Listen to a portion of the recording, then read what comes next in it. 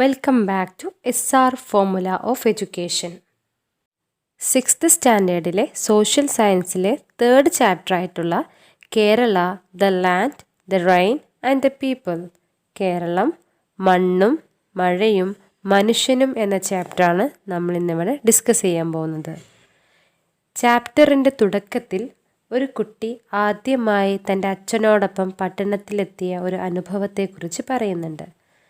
ആ ടൗണിൽ വെച്ച് ഒരു വലിയ മാർക്കറ്റിൽ ഒരുപാട് വെജിറ്റബിൾസ് കൂട്ടിയിട്ട് കിടക്കുന്നതായിട്ട് ആ കുട്ടി കാണുന്നുണ്ട്. പലതരത്തിലുള്ള പച്ചക്കറികൾ കണ്ട് ഈ കുട്ടി അച്ഛനോട് ചോദിക്കുകയാണ്, where do these vegetables come from? എവിടെ നിന്നാണ് ഈ പച്ചക്കറികളെല്ലാം വരുന്നത്? സോ അച്ഛൻ അവിടെ ഒരു ആൻസർ കൊടുക്കുന്നുണ്ട്. മൈസൂരു, ഊട്ടി, മെറ്റുപാലയം, കുമ്പം, തേനി, ഓടൻചത്രം, നാഗർകോയിൽ, ഈ സ്ഥലങ്ങളിൽ നിന്നൊക്കെയാണ് പച്ചക്കറികൾ നമ്മുടെ കേരളത്തിലോട്ട് വരുന്നത് എന്ന് അച്ഛൻ കുട്ടിക്ക് മറുപടി കൊടുക്കുന്നു. ഈ പ്ലേസസ് എല്ലാം ഇന്ന് ഏത് സ്റ്റേറ്റുകളിലാണ് സ്ഥിതി ചെയ്യുന്നത് നിങ്ങൾക്കറിയാമോ? നമുക്ക് നോക്കാം. മൈസൂർ കർണാടകയിലാണ്. ഊട്ടി തമിഴ്നാട്, മെറ്റുപാലയം തമിഴ്നാട്, കുമ്പം തമിഴ്നാട്, തേനി തമിഴ്നാട്, ഓടൻചത്രം തമിഴ്നാട്, നാഗർകോയിൽ തമിഴ്നാട്. നമുക്ക് ഏറ്റവും കൂടുതൽ വെജിറ്റബിൾസ് ആണെങ്കിലും ഫ്രൂട്ട്സ് ആണെങ്കിലും ഗ്രോസറീസ് ആണെങ്കിലും എല്ലാം നമ്മുടെ കേരളത്തിലോട്ട് എത്തുന്നത് തമിഴ്നാട്ടിൽ നിന്നാണ്. The lion's share of our staple food, rice, comes from far off places like Simandra and Odisha. നമ്മുടെ കേരളക്കാരുടെ അല്ലെങ്കിൽ മലയാളികളുടെ സ്റ്റേബിൾ ഫുഡ് എന്ന് പറയുന്നത് റൈസാണ്, അരിഭക്ഷണമാണ് അല്ലേ? സോ നമ്മുടെ സ്റ്റേബിൾ ഫുഡായിട്ടുള്ള റൈസ് നമ്മുടെ കേരളത്തിലോട്ട് വരുന്നത് 2 പ്രധാനപ്പെട്ട സ്റ്റേറ്റുകളിൽ നിന്നാണ്. ഒന്ന് സീമാന്ധ്ര, 2 ഒഡീഷ. സീമാന്ധ്ര എന്ന് പറയുന്നത് ആന്ധ്രാപ്രദേശിനെ തെലങ്കാന എന്നും സീമാന്ധ്ര എന്നും 2ആയി ഡിവൈഡ് ചെയ്തു.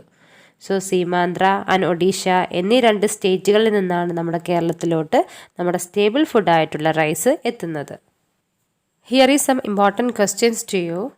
Where do the vegetables come from? എവിടെ നിന്നാണ് കേരളത്തിലോട്ട് അല്ലെങ്കിൽ നമുക്ക് വെജിറ്റബിൾസ് ലഭിക്കുന്നത്? എവിടെ നിന്നാണ്? Mysuru Karnataka, Ooty Tamil Nadu, Mettupalayam Tamil Nadu, Theni Tamil Nadu, Cumbum Tamil Nadu, Oddanchatram Tamil Nadu, Nagercoil Tamil Nadu. Next question, which is our stable food? നമ്മുടെ സ്റ്റേബിൾ ഫുഡ് ഏതാണ്? ദാറ്റ് ഈസ് റൈസ്, അരി. Second question, where do we brought our stable food? എവിടെ നിന്നാണ് നമ്മുടെ സ്റ്റേബിൾ ഫുഡ് നമുക്ക് ലഭിക്കുന്നത്? Odisha and Seemandhra. Next one, what are the essential factors required for their cultivation?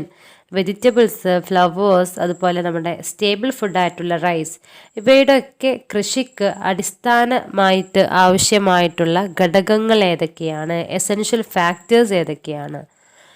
There is 4 points. The first one, fertile soil, നല്ല വളക്കൂറുള്ള മണ്ണ്. Second point, favourable climate, അനുയോജ്യമായ കാലാവസ്ഥ. Third one, availability of water, ജലലഭ്യത. Fourth one, man power, മനുഷ്യാധ്വാനം. ഈ 4 main points നമുക്ക് എന്തായാലും നമ്മുടെ കൃഷിക്ക് അത്യാവശ്യമായിട്ടുള്ള ചില ഫാക്ടേഴ്സാണ്. ഇവയല്ലാതെ വേറെ എന്തെല്ലാം പോയിൻറ്റ്സ് നിങ്ങൾക്കിവിടെ ആഡ് ചെയ്യാൻ പറ്റും എന്ന് നിങ്ങളോട് ചോദിക്കുന്നുണ്ട്. So here is a question, what are the essential factors required four cultivation? കൃഷിക്ക് അനുയോജ്യമായിട്ടുള്ള ഘടകങ്ങൾ ഏതെല്ലാം? First one, fertile soil. Second one, favourable climate. Third one, availability of water. Fourth one, man power. Next one, better seed, നല്ല വിത്തിനങ്ങൾ. Then fertilisers, വളങ്ങൾ. Then next, machines, കൃഷിക്ക് ആവശ്യമായിട്ടുള്ള machines കൂടെ നമുക്ക് അത്യാവശ്യമാണ്. എക്സ്ട്രാ പോയിൻറ്റ്സ് ഉണ്ടെങ്കിൽ ഇനിയും നിങ്ങൾ ആഡ് ചെയ്യുക. Next topic, a comparison with our neighbouring state, നമ്മുടെ അയൽനാടുമായൊരു താരതമ്യം. Tamil Nadu is one of the lead supplier of vegetables, flowers and groceries to Kerala. കേരളത്തിലേക്ക് പച്ചക്കറികളും പൂക്കളും മറ്റു പലചരക്കുകളും എത്തിക്കുന്നതിൽ തമിഴ്നാടാണ് ഏറ്റവും മുന്നിൽ നിൽക്കുന്നത്. So here is a question, Which state is the lead supplier of vegetables, flowers and groceries to Kerala? Answer, Tamil Nadu. Here is a comparison of agricultural situations both in Kerala and Tamil Nadu. First of all, we can compare the major soil types of Kerala and Tamil Nadu. The major soil types of Kerala are alluvial soil, ekkal manna, laterite soil, laterite manna, forest soil, vana manna, and red soil, chem manna. The major soil types in Tamil Nadu: red soil, ചെമ്മണ്ണ്, black soil, കറുത്ത മണ്ണ്, laterite soil, laterite മണ്ണ്, and coastal alluvium, തീരദേശ മണ്ണ്. Okay. And in the case of availability of water, in Kerala, we have annual rainfall 300 centimeter. കേരളത്തിലെ വാർഷിക മഴ ലഭിക്കുന്നത് 300 centimetre ആണ്. ഒരു വർഷത്തിൽ നമുക്ക് ലഭിക്കുന്ന മഴയുടെ അളവ് 300 സെൻറ്റിമീറ്റർ ആണെങ്കിൽ തമിഴ്നാട്ടിൽ ആനുവൽ റെയിൻഫാൾ 95.9 സെൻറ്റിമീറ്റർ ആണ്.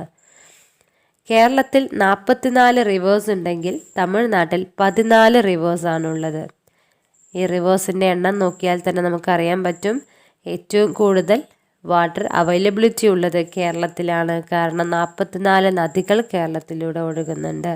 തമിഴ്നാട്ടിലൂടെ 14 റിവേഴ്സാണ് ഒഴുകുന്നത്. Then third point, as rainfall is sufficient, irrigation is not necessary in most places. മഴ ലഭിക്കുന്നതിനാൽ പല ഇടങ്ങളിലും ജലസേചന സൗകര്യങ്ങളുടെ ആവശ്യം കേരളത്തിലില്ല. എന്നാൽ തമിഴ്നാട്ടിലോ as rainfall is scanty, irrigation is essential. തമിഴ്നാട്ടിൽ മഴ കുറവായതിനാൽ ജലസേചന സൗകര്യം വ്യാപകമായി വരുത്തേണ്ടതുണ്ട്. Here is some important question. First one, what are the major soil types of Kerala?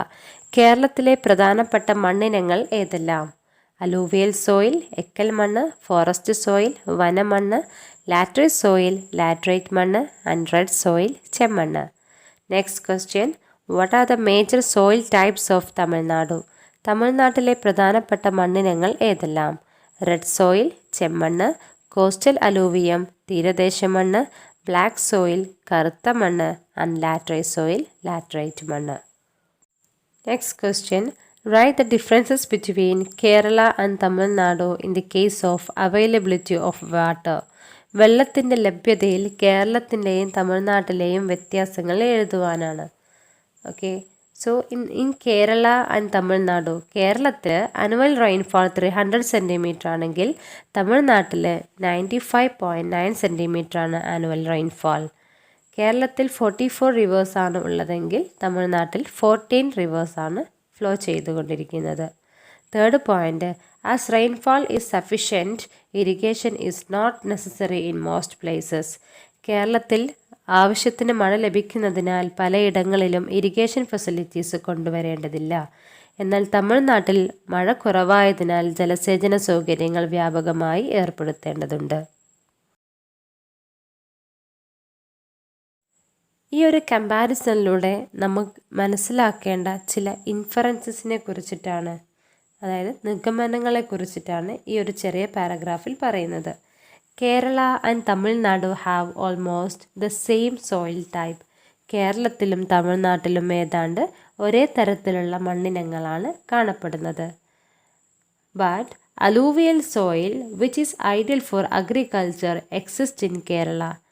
എന്നാൽ കൃഷിക്ക് ഏറ്റവും അനുയോജ്യമായ എക്കൽ മണ്ണ് കാണപ്പെടുന്നത് കേരളത്തിലാണ്.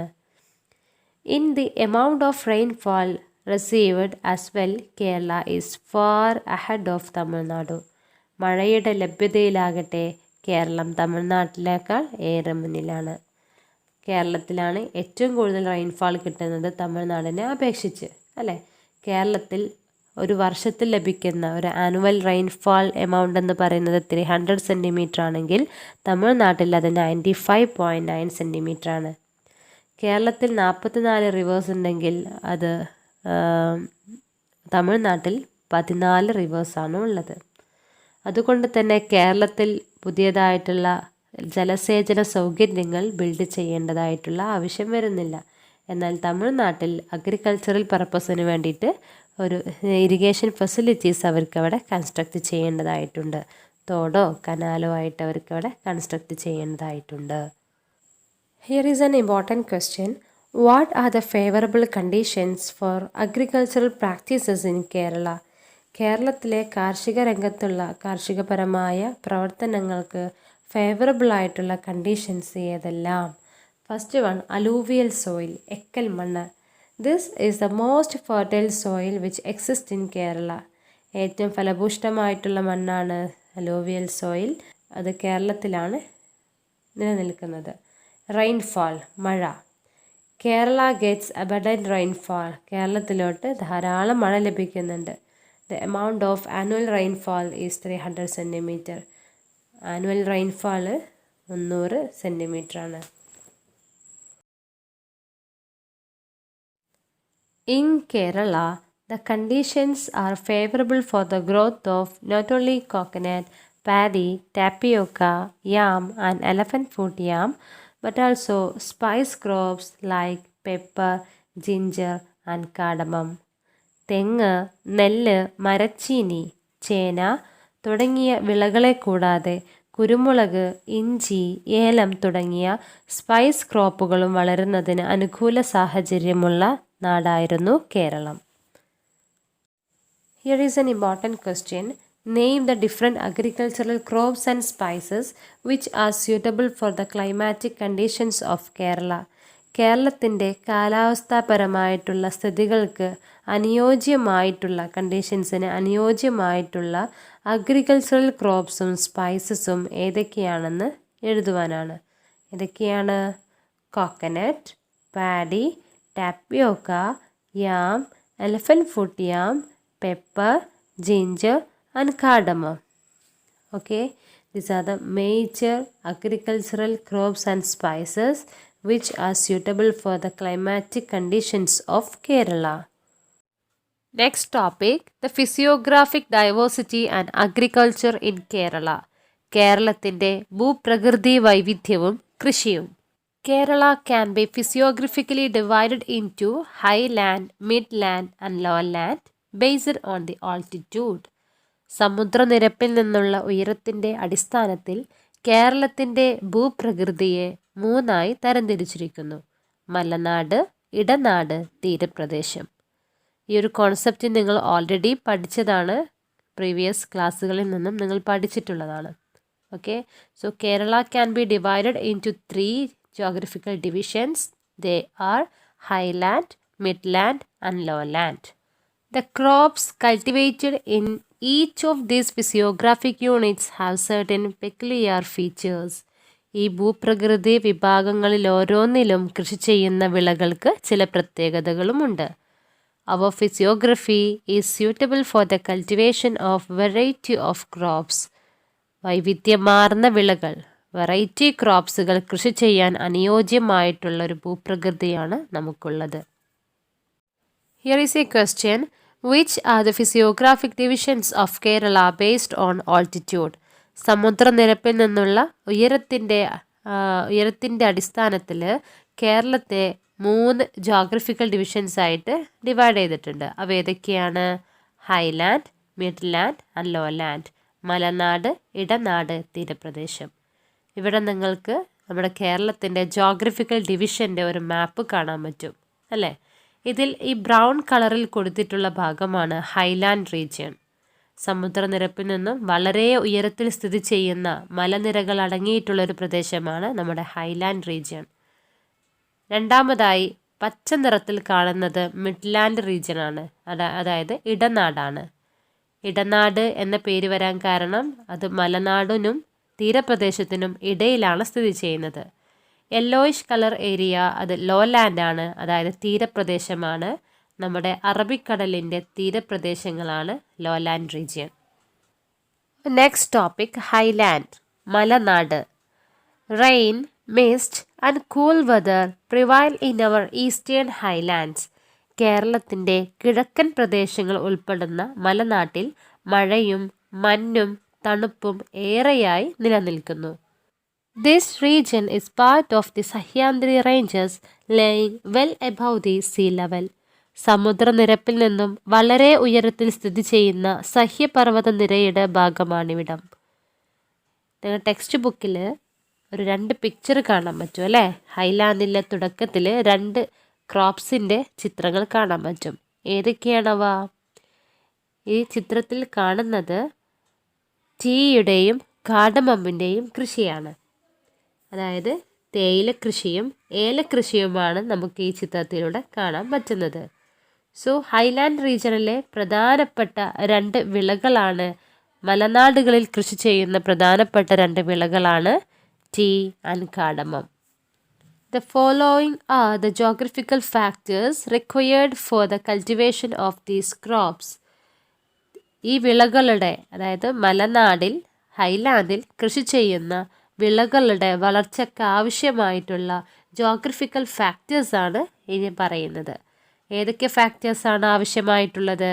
First point, temperature below 30 degree Celsius, 30 degree സെൽഷ്യസിന് താഴെയുള്ള താപനില. 2, അബൻഡൻറ്റ് റെയിൻഫാൾ, ധാരാളമായി ലഭിക്കുന്ന മഴ. 3, വെൽ ഡ്രൈൻഡ് സോയിൽ, നല്ല നീർവാർച്ചയുള്ള മണ്ണ്, അതായത് നല്ല നനവുള്ള മണ്ണ്.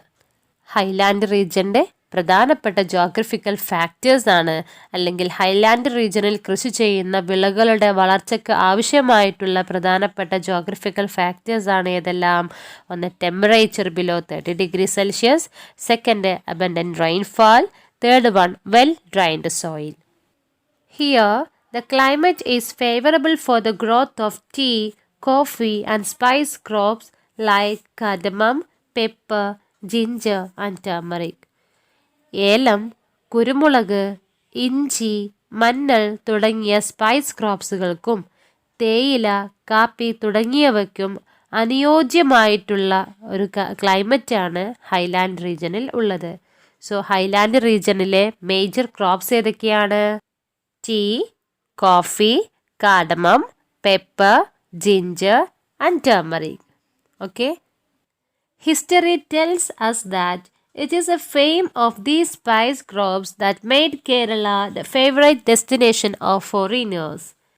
ഈ ഹൈലാൻഡ് പ്രദേശങ്ങളിൽ നിന്നും ലഭിച്ചിട്ടുള്ള സ്പൈസ് ക്രോപ്പുകളാണ് കേരളത്തെ വിദേശികളുടെ പ്രിയപ്പെട്ട ഒരു ഡെസ്റ്റിനേഷനാക്കിയിട്ട്, അല്ലെങ്കിൽ പ്രിയപ്പെട്ട ഒരു പ്ലേസ് ആക്കിയിട്ട് മാറ്റിയതെന്ന് നമ്മുടെ ചരിത്രം പറയുന്നുണ്ട്. But the changes in climate of Kerala and land use have affected the agricultural production in this region. എന്നാൽ കേരളത്തിൻ്റെ കാലാവസ്ഥയിലും ലാൻഡ് യൂസിലും, അതായത് ഭൂവിനിയോഗത്തിലും വന്ന മാറ്റങ്ങൾ ഈ മേഖലയിലെ കാർഷിക ഉൽപ്പാദനത്തെ ഏറെ ബാധിച്ചിട്ടുണ്ട്. ഓക്കെ, കേരളത്തിൻ്റെ ക്ലൈമറ്റിൽ ഒരുപാട് മാറ്റങ്ങൾ വന്നിട്ടുണ്ട്, ഭൂവിനിയോഗത്തിലും ഒരുപാട് മാറ്റങ്ങൾ വന്നിട്ടുണ്ട് അല്ലേ? സോ അതുകൊണ്ട് തന്നെ കാർഷിക രംഗത്തെ ഇത് വളരെയധികം ബാധിച്ചിട്ടുമുണ്ട്. നിങ്ങൾ ടെക്സ്റ്റ് ബുക്കിൽ സൈഡിലായിട്ട് ജോൺ ജോസഫ് മർഫിയെക്കുറിച്ച് ഒരു ഡിസ്ക്രിപ്ഷൻ കൊടുത്തിട്ടുണ്ട്. John Joseph Murphy, this Irish man is considered as the father of rubber cultivation in India. John Joseph Murphy, അദ്ദേഹം ഒരു ഐറിഷ് മാനാണ്, അതായത് അയർലാൻഡ് സ്വദേശിയാണ്. He is considered as the father of rubber cultivation in India. ഇന്ത്യയിലെ rubber കൃഷിയുടെ പിതാവ് എന്നറിയപ്പെടുന്നത് John Joseph മർഫിയാണ്. Along with some friends, he started cultivating rubber on the banks of the Periyar near Aluva in 1902. അദ്ദേഹം തൻ്റെ സുഹൃത്തുക്കളോടൊപ്പം പെരിയാർ നദിയുടെ തീരത്ത് ആലുവക്കടുത്തായിട്ട് 1902 റബ്ബർ കൃഷി ആദ്യമായി ആരംഭിച്ചു. Later he began cultivating rubber on a commercial scale at Enthayar near Mundakayam in Kottayam district. ശേഷം അദ്ദേഹം കോട്ടയം ജില്ലയിലെ മുണ്ടക്കയത്തിനടുത്ത് ഏന്തയാറിൽ വാണിജ്യാടിസ്ഥാനത്തിൽ, അതായത് കൊമേഴ്ഷ്യൽ സ്കെയിലിൽ വാണിജ്യാടിസ്ഥാനത്തിൽ അദ്ദേഹം റബ്ബർ കൃഷി ആരംഭിച്ചു. Murphy was not merely a planter. John Joseph Murphy കേവലം ഒരു പ്ലാന്റർ മാത്രമായിരുന്നില്ല. Mister Murphy was not merely a planter. Apart from arranging pensionary benefits for the laborers, he built places of worship and schools for the villagers. തൊഴിലാളികൾക്കായി pension ആനുകൂല്യങ്ങൾ, നാട്ടുകാർക്കായി വിദ്യാലയങ്ങൾ, ആരാധനാലയങ്ങൾ എന്നിവ അദ്ദേഹം പണിതു നൽകി. Okay, so John Joseph Murphy Indian rubber കൃഷിയുടെ പിതാവ് എന്നാണ് അദ്ദേഹം അറിയപ്പെടുന്നത്.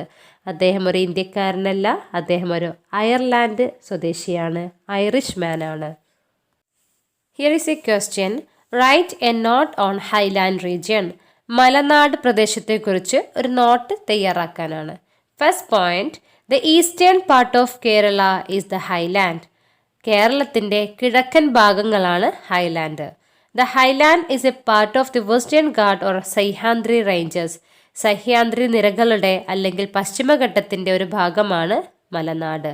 The highland laying well above the sea level. സമുദ്രനിരപ്പിൽ നിന്നും വളരെ ഉയരത്തിലാണ് ഹൈലാൻഡ് സ്ഥിതി ചെയ്യുന്നത്. Rain, mist and cool weather are prevailed in the highland region. മലനാടുകളിൽ മഴയും മഞ്ഞും നല്ല തണുത്ത കാലാവസ്ഥയും നിലനിൽക്കുന്നു. The major crops that cultivated in highland region are tea, coffee, cardamom, ginger, pepper and turmeric. Highland പ്രദേശങ്ങളിൽ കൃഷി ചെയ്യുന്ന പ്രധാനപ്പെട്ട ക്രോപ്സുകളാണ് തേയില, കാപ്പി, ഏലം, ഇഞ്ചി, കുരുമുളക്, മഞ്ഞൾ എന്നിവ. The geographical factors of highland region are abundant rainfall, temperature below 30 degrees Celsius and well-drained soil. Okay, the next question. Who is known as the father of rubber cultivation in India? ഇന്ത്യയിലെ rubber കൃഷിയുടെ പിതാവ് എന്നറിയപ്പെടുന്നത് ആരാണ്? John Joseph Murphy. In your textbook, here is 2 questions for you. The first question, which are the crops that the highland region is suitable for?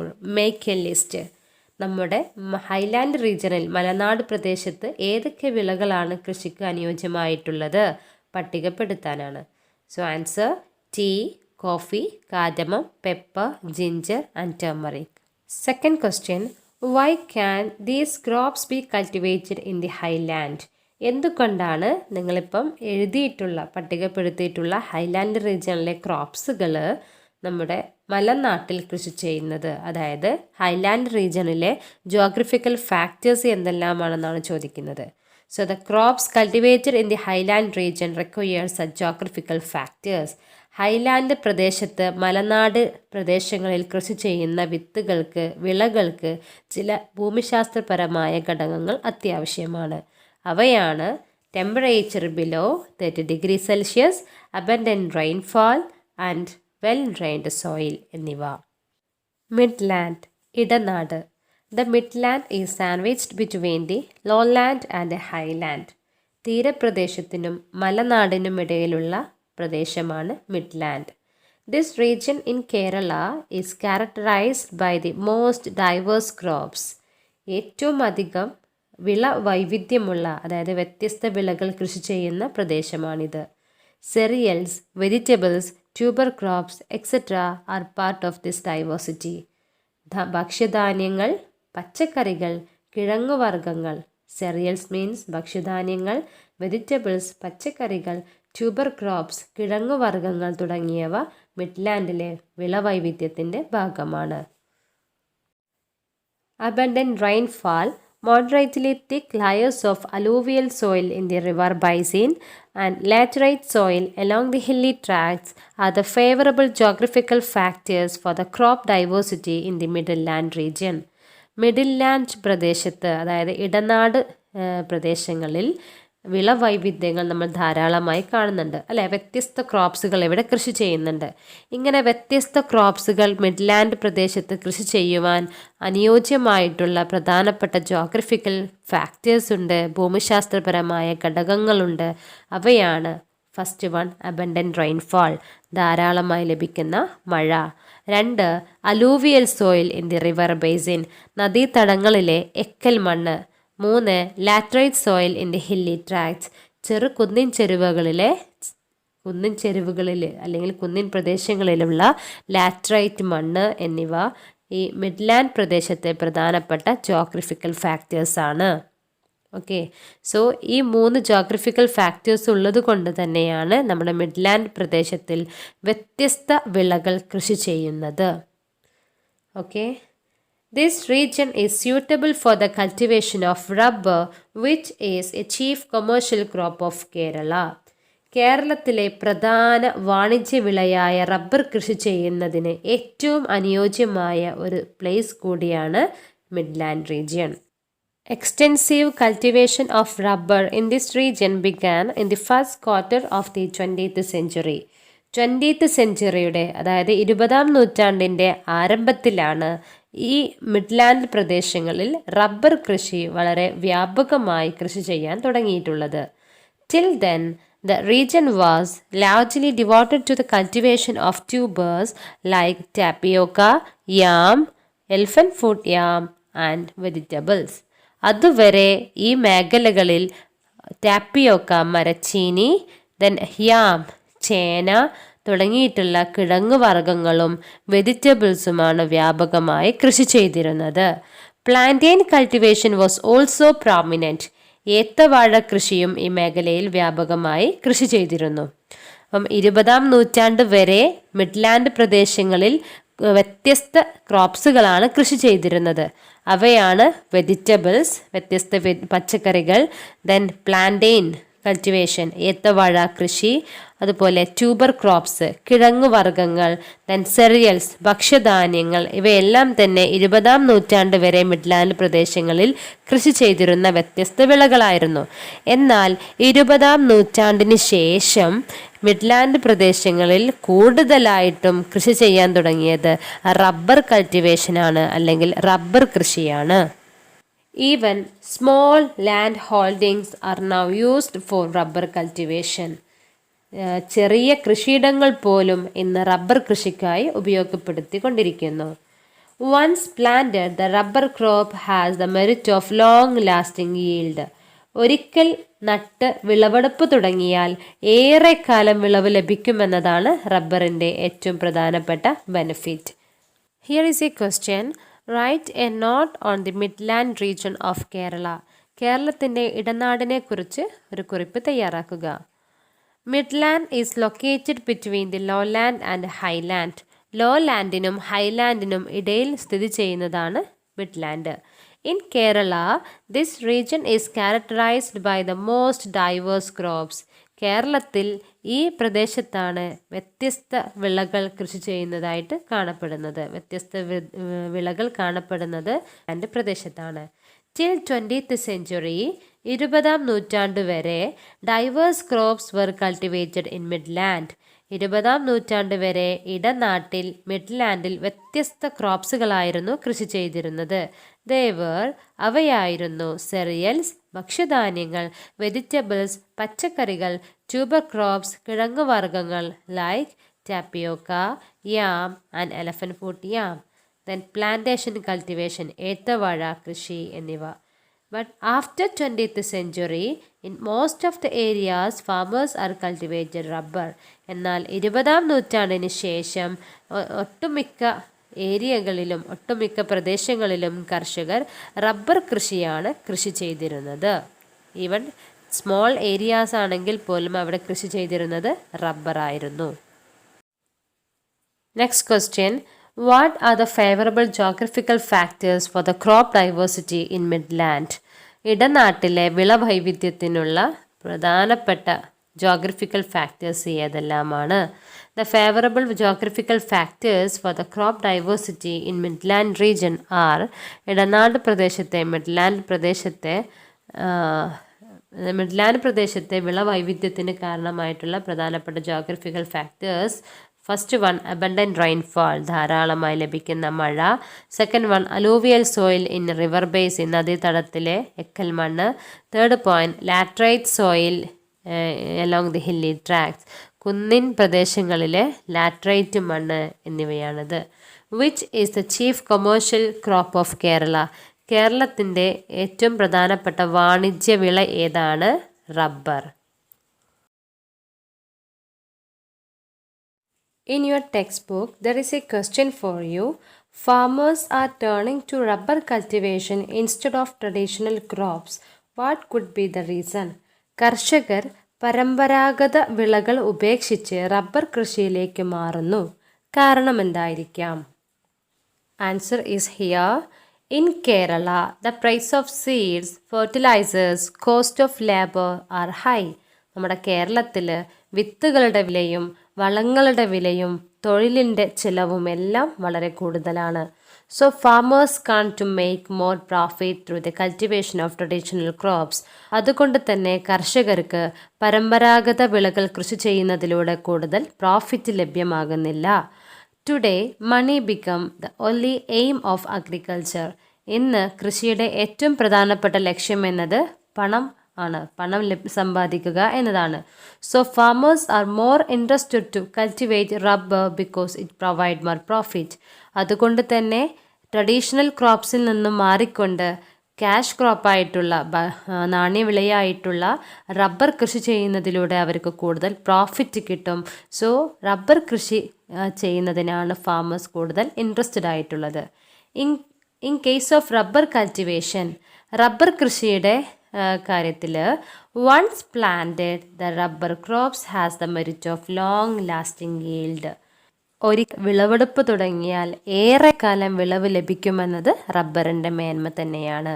So ഇതിലൂടെ ഫാമേഴ്സിന് കൂടുതൽ profit ലഭിക്കുന്നുണ്ട്.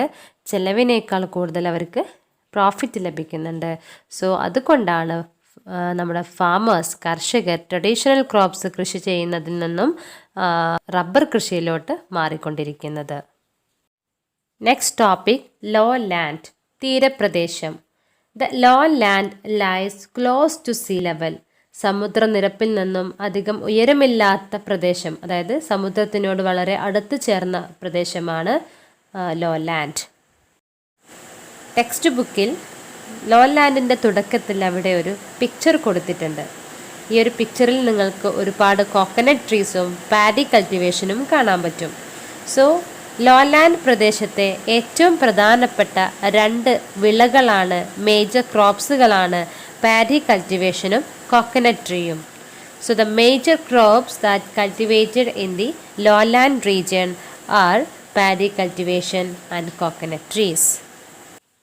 The deposits of alluvial soil in the lowlands are ideal for paddy cultivation and the saline alluvial soil along the coastal stretches for coconut trees.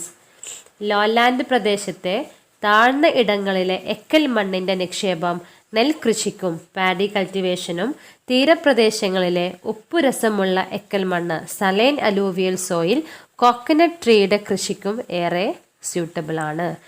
So നമ്മുടെ lowland പ്രദേശത്തെ തീരപ്രദേശങ്ങളിൽ 2 major ക്രോപ്സാണ് paddy കൾട്ടിവേഷനും coconut ട്രീസും.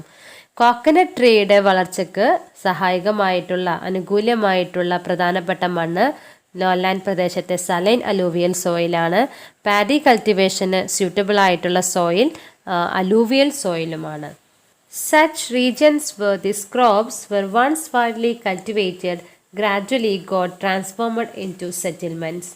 ഈ വിളകൾ ധാരാളം കൃഷി ചെയ്തിരുന്ന തീരപ്രദേശ മേഖലകൾ കാലക്രമേണ ജനവാസ കേന്ദ്രങ്ങളായി മാറി. This led to a significant reduction in agricultural land. ഇത് കൃഷിഭൂമിയുടെ അളവിൽ കാര്യമായ കുറവുണ്ടാക്കി. The hike in the price of seeds, fertilizers and the cost of labor made agriculture less profitable. വിത്തുകളുടെയും വളങ്ങളുടെയും വിലവർധനവും കോസ്റ്റ് ഓഫ് ലേബർ, ജോലിയുടെ ആ ഒരു ചിലവും വർദ്ധിച്ചതോടുകൂടി ഈ കാർഷിക രംഗത്ത് വളരെ കുറഞ്ഞ ലാഭം മാത്രമാണ് ഉണ്ടായിട്ടുള്ളത്. As a result, the farmers were forced to switch to other sectors of employment. ഇതുമൂലം കർഷകർ മറ്റു തൊഴിലുകളിലേക്ക് മാറാൻ നിർബന്ധിതരായി. Here is some questions. First one, what are the major crops of lowland? ലോലാൻഡിലെ തീരപ്രദേശത്തെ പ്രധാനപ്പെട്ട വിളകൾ ഏതെല്ലാം? Paddy cultivation and coconut tree. Second, which soil is ideal for paddy cultivation? ഏത് സോയിലാണ് നെൽകൃഷിക്ക് അനുയോജ്യമായിട്ടുള്ളത്? അലൂവിയൽ സോയിൽ, എക്കൽ മണ്ണ്. Third question, which kind of soil in low land is ideal for coconut tree? Low ലാൻഡിലെ ഏത് തരത്തിലുള്ള സോയിലാണ് കോക്കനട്ട് ട്രീയുടെ വളർച്ചയ്ക്ക് അനുയോജ്യമായിട്ടുള്ളത്? That is saline alluvial soil, ഉപ്പ് രസമുള്ള എക്കൽ മണ്ണ്. What was the reason for the reduction of agricultural lands? Agricultural ലാൻഡ്സിൻ്റെ കുറവിന്, അതായത് കൃഷി ചെയ്യുന്ന ഭൂമിയുടെ കുറവിനുള്ള പ്രധാനപ്പെട്ട കാരണങ്ങൾ ഏതെല്ലാം? Answer: the cultivable lands were got transformed into settlements. കൃഷി ചെയ്തിരുന്ന ഭൂമികളെല്ലാം തന്നെ മനുഷ്യവാസങ്ങളായി, ജനവാസ കേന്ദ്രങ്ങളായി മാറി. This led to the reduction in agricultural lands. ഇത് കാർഷിക ഭൂമിയിൽ, കൃഷിഭൂമിയിൽ വളരെ കുറവ് വരുത്തുകയുണ്ടായി. Next question. The farmers were forced to switch to other sectors of employment. Why? കർഷകരെല്ലാം തന്നെ കൃഷിയിൽ നിന്നും മാറിക്കൊണ്ട് മറ്റു തൊഴിൽ മേഖലയിലോട്ട് പോകാൻ നിർബന്ധിതരായി. എന്തുകൊണ്ട്?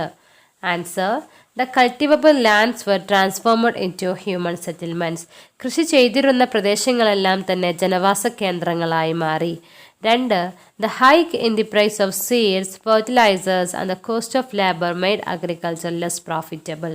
വിത്ത്, വളങ്ങൾ എന്നിവയ്ക്ക് മേലുള്ള വിലവർധനവും തൊഴിലിൻ്റെ ചിലവും വർദ്ധിച്ചതോടുകൂടി അഗ്രികൾച്ചർ രംഗത്ത് പ്രോഫിറ്റ് വളരെ കുറവായിരുന്നു. Next topic: a land that embraced agriculture. കൃഷിയെ നെഞ്ചിലേറ്റിയ നാട്, കൃഷി നെഞ്ചേറ്റിയ നാട്. Okay. Kerala was the centre of an agrarian culture. Keralam ഒരു കാർഷിക സംസ്കാരത്തിൻ്റെ കേന്ദ്രമായിരുന്നു. ഓക്കെ.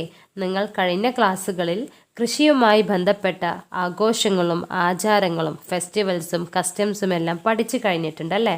നമ്മുടെ ഓണം, പൊങ്കൽ ഇതെല്ലാം തന്നെ കൃഷിയുമായി ബന്ധപ്പെട്ട പ്രധാനപ്പെട്ട ഫെസ്റ്റിവൽസ് ആണ്. Through this topic, you want to learn about such proverbs related to agriculture. കൃഷിയുമായി ബന്ധപ്പെട്ടിട്ടുള്ള ചില പഴഞ്ചൊല്ലുകളാണ്, പ്രോവർബ്സുകളാണ് നിങ്ങൾക്കിവിടെ പഠിക്കാനുള്ളത്. ചില പ്രോവർബ്സുകൾ നോക്കാം. കുംഭത്തിൽ മഴ പെയ്താൽ കുപ്പയിലും മാണിക്യം. മറ്റൊന്നാണ്, കുംഭത്തിൽ നട്ടാൽ കുടത്തോളം ചേന, മീനത്തിൽ നട്ടാലോ മീൻ കണ്ണിനോളം. മറ്റൊരു പ്രോവർബാണ്, തിരുമുറിയാതെ തിരുവാതിര ഞാറ്റുവേല.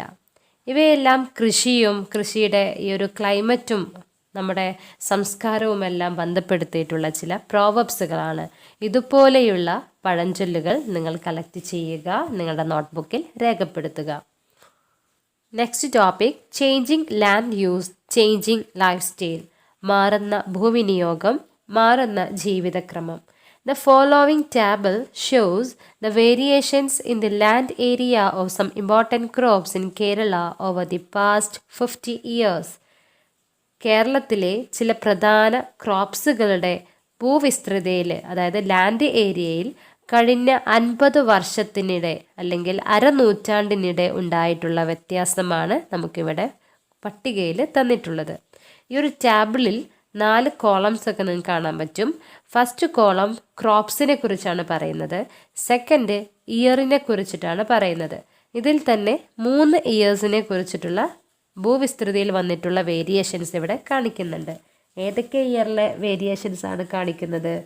1961 ഓരോ വിളയുടെയും വേരിയേഷൻസും, 1987 ഓരോ വിളയുടെ വേരിയേഷൻസും, 2011 ഓരോ ക്രോപ്സിൻ്റെ വേരിയേഷൻസും, ലാൻഡ് ഏരിയയിൽ വന്നിട്ടുള്ള വ്യത്യാസങ്ങളും ഇവിടെ കാണിക്കുന്നുണ്ട്. ലാൻഡ് ഏരിയയിലുള്ള വ്യത്യാസങ്ങൾ അല്ലെങ്കിൽ ലാൻഡ് ഏരിയയെ, ഭൂവിസ്തൃതിയെ ഇതിൽ കാണിക്കുന്നത് 1,00,000 ഹെക്ടറിലാണ്. ഓക്കെ, 1,00,000 ഹെക്ടറിലാണ് ഇവിടെ ഓരോ കണക്കുകളും പറയുന്നത്. നമുക്ക് നോക്കാം, ഈ ടേബിൾ ഒന്ന് നമുക്ക് അനലൈസ് ചെയ്തെടുക്കാം.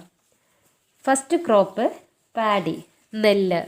1961 7.5 ലക്ഷം ഹെക്ടറിലായിരുന്നു നെൽകൃഷി ചെയ്തിരുന്നത്.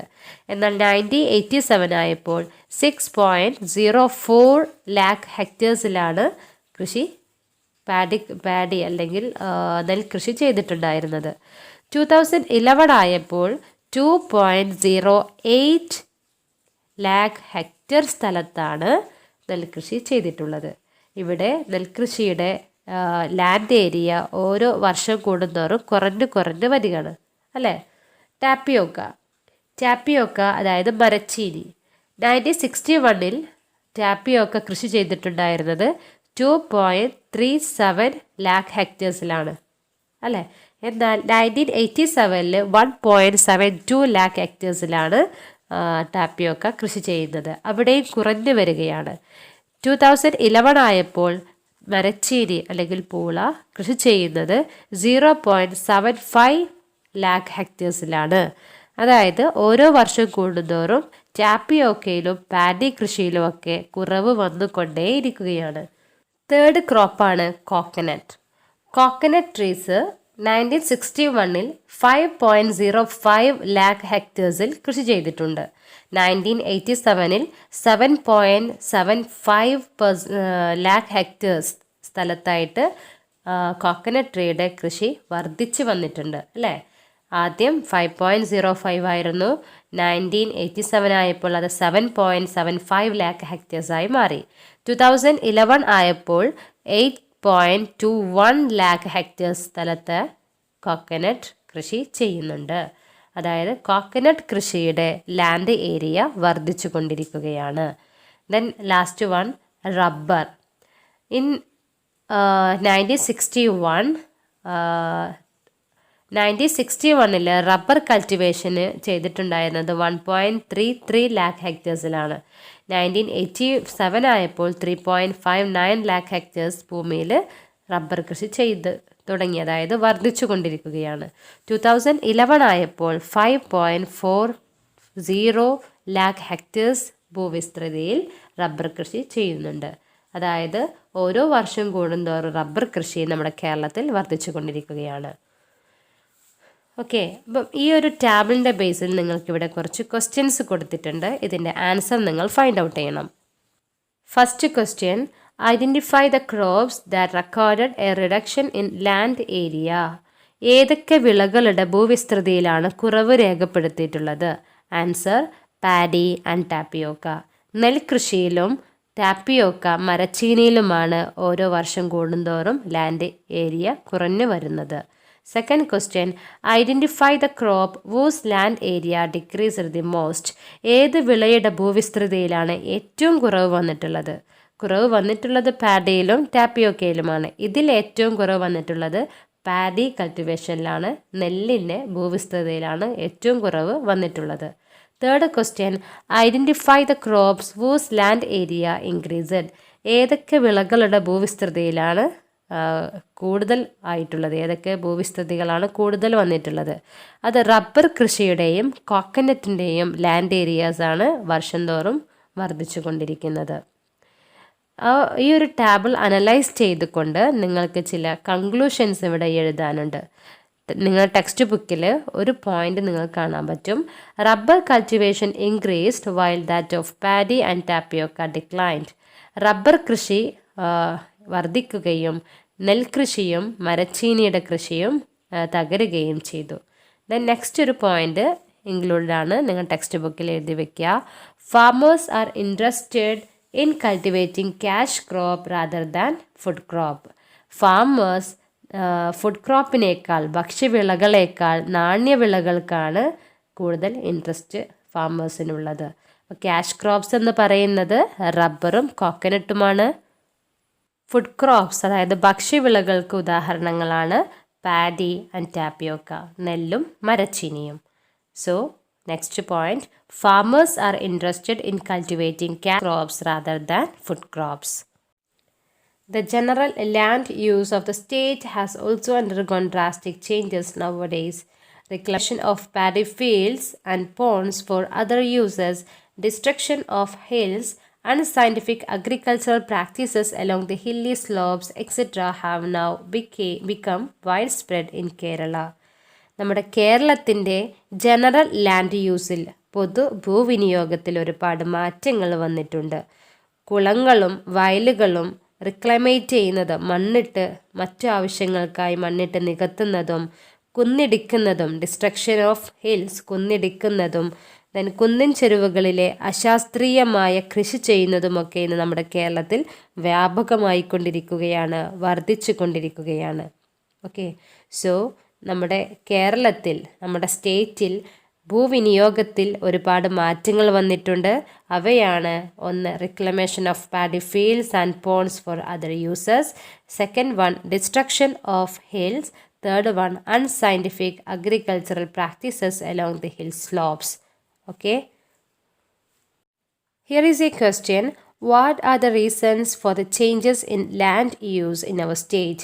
നമ്മുടെ കേരളത്തിലെ ഭൂവിനിയോഗത്തിൽ വന്നിട്ടുള്ള മാറ്റങ്ങൾ എന്തെല്ലാം മാറ്റങ്ങളാണ് വന്നിട്ടുള്ളത്? First one, reclamation of paddy fields and ponds for other purposes. മറ്റു ആവശ്യങ്ങൾക്ക് വേണ്ടി കുളങ്ങളും വയലുകളുമെല്ലാം മണ്ണിട്ട് നികത്തുന്നു. Second one, destruction of hills, കുന്നിടിക്കൽ. Third one, unscientific agricultural practices, അശാസ്ത്രീയമായ കാർഷിക പ്രവർത്തനങ്ങൾ. Please subscribe my channel, press bell icon for new notifications. Thank you for watching my video.